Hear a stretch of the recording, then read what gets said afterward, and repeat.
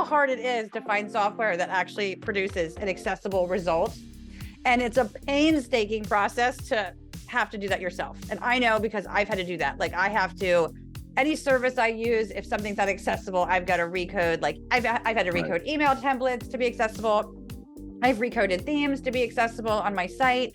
I mean, it's a lot of work. It's a painstaking process. I mean, I've also hacked plugins, the code of plugins to make them more accessible. So I feel like I need to give a shout out to companies that are contributing to the accessibility effort. So I was really excited to learn about Venngage when I learned about them from my friends Dax and Chad when you were on Chax Chat.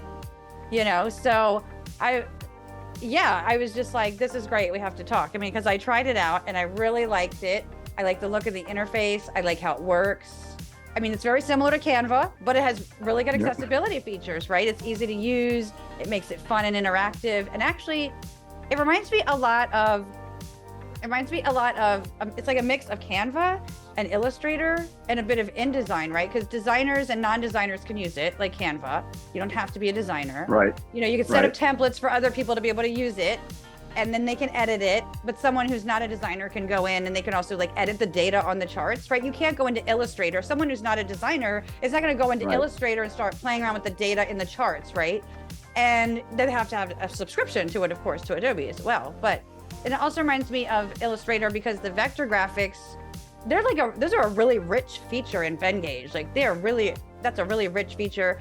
And I think it reminds me of InDesign too, in that you can do a little bit of layout. And the exported documents, you know, have some of the accessibility tags, right? They have the P tags and heading tags. And of course, just a document having tags does not mean that they're the correct ones. But I mean, I see InDesign, you know, InDesign does a really good job. And I see like what I saw from Venngage in my tests, I saw, you know, a really good job as well. So I was really excited about that. And I wanted to like first see like, you know, what made you all get into accessibility and start adding accessibility features into Venngage? So that journey started, now almost 3 years ago, 2.5 years and change, I would say. We were in the process of rebuilding our platform. And so we had, you know, so Venngage has been around for 12 years, 11, 12 years now. And we were, you know, so the old platform was by then almost 10 years old. And we were like, yeah, we need to rebuild it. There's a lot of, you know, what we call technical debt in the platform. And one of the requests that we had frequently was, hey, can we download an accessible PDF?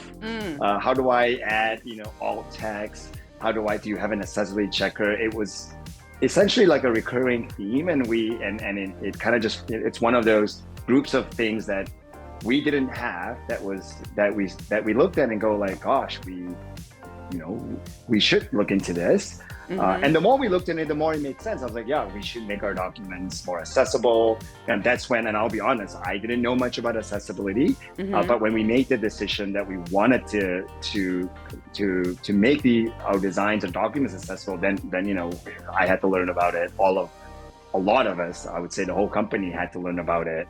And then we kind of embraced it. We made, I would say for what we call I think the category we're in is a non-professional design tool, because most of our users are not the professional designers. They're still on InDesign or Illustrator or something else. We're probably one of the only or the few that have like an accessibility checker. I haven't checked to see if Canva has one. They may have one, I'm not sure.